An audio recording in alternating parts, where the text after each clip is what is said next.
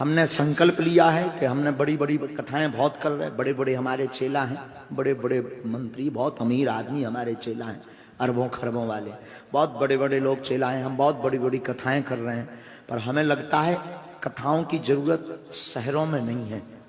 अब हम जंगल में जाकर के वन में रहने वाले वनवासी आदिवासियों को कथा सुनाएंगे,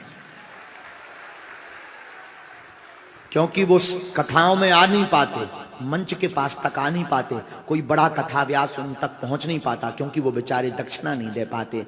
तो अब हर महीने में 3 दिन धाम की तरफ से भंडारा, धाम की तरफ से टेंट, धाम की तरफ से कथा, पूरा खर्चा हम स्वयं वहन करेंगे और 3 दिन जंगल में जाकर राम कथा सुनाएंगे।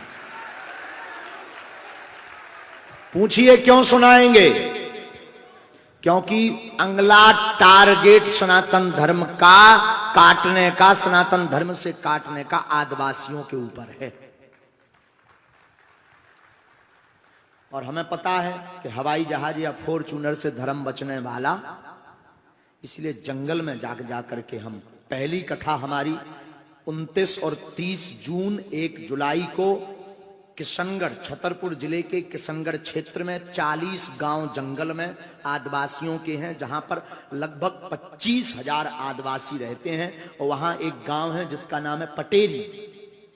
पटेरी गांव में 3 दिन की कथा होगी। और हमें खबर मिली है पूरे ऊपर तक तहलका मचा, शायद पक्का नहीं, कोई बहुत बड़े लोग भी उसमें पहुंच रहे हैं। लोगों से मतलब नहीं है, आप लोग मत जाना, घर पे लाइव देखना संस्कार पर। हम वन में इसलिए कथा करने जा रहे हैं, राम जी बन गए इसलिए बन गए।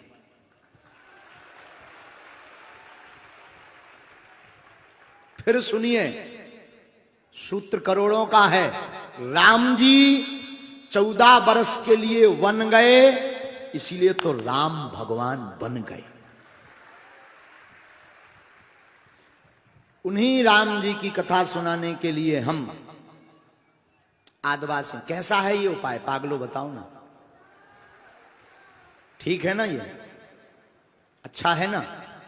कल हमें खबर मिली है, यहाँ वो हमारे बड़े स्नेही इस काम में जो हमारे बड़े प्यारे बच्चे प्रद्युम्न लोधी जो मंत्री हैं, उन्होंने खबर दी, उनको हमने ड्यूटी में लगा रखा। वो कोई मंत्री के हिसाब से नहीं हमसे जुड़े, हमारे प्यारे चेला हैं।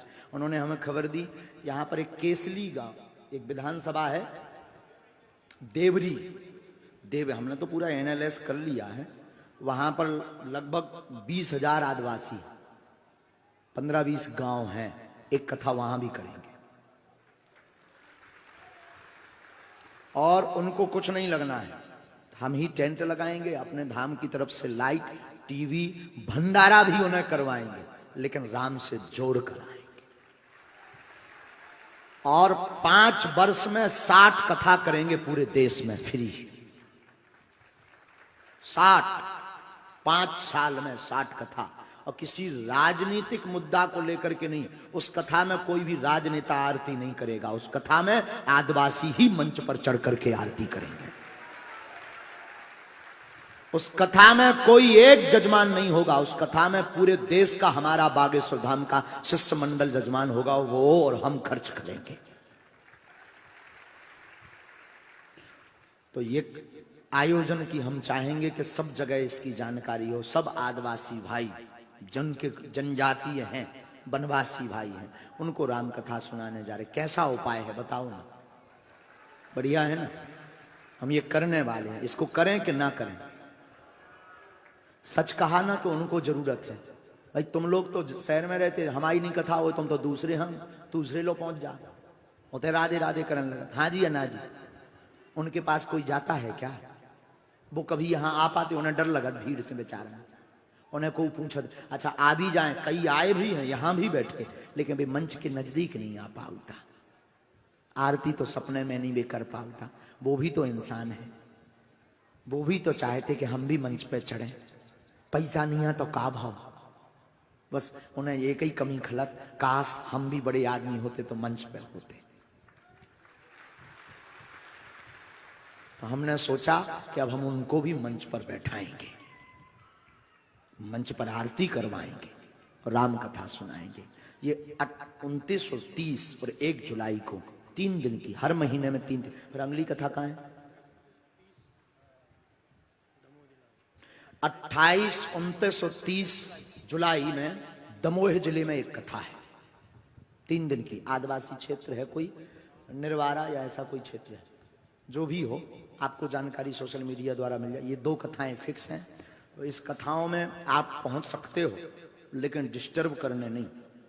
वहां दरबार भी लगेगा, हो सकता है आपकी अर्जी ना लगे, पर जंगल में रहने वालों की अर्जी लगेगी।